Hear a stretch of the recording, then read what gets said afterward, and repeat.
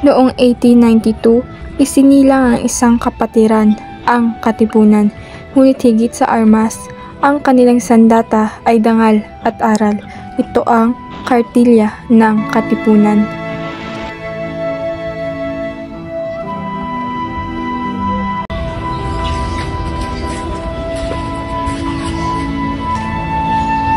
Kailangan nating bigyan ng gabay ang mga kapatid natin. Hindi sapat ang tapang, dapat marangal din ang puso. Ang mga salita mo'y magiging ilaw ng revolusyon. Ituloy mo ang iyong pamana.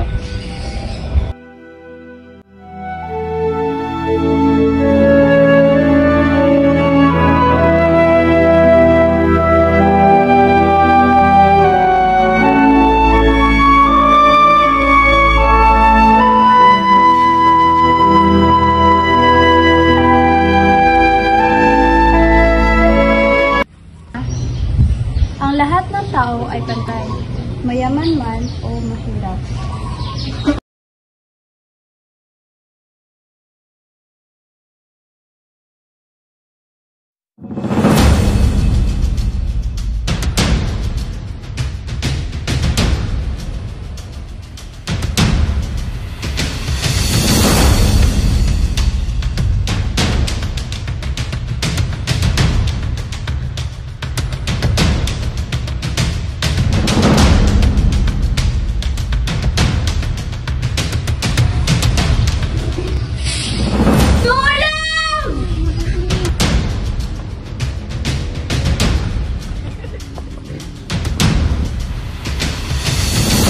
Huwag apihin ang mahina, ipagtanggol sila.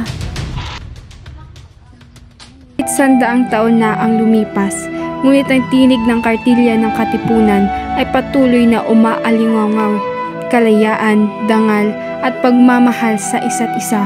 Ito ang naging gabay ng mga Katipunero at ito rin ang pamana sa ating lahat.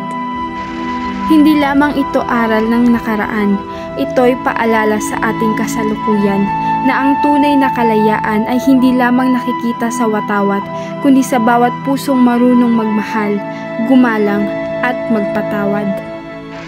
Habang tayo'y humaharap sa mga hamon ng bagong panahon, manatili sanang buhay ang mga aral ng Kartilya dahil sa bawat Pilipinong may dangal at malasakit, doon nagsisimula ang tunay na revolusyon.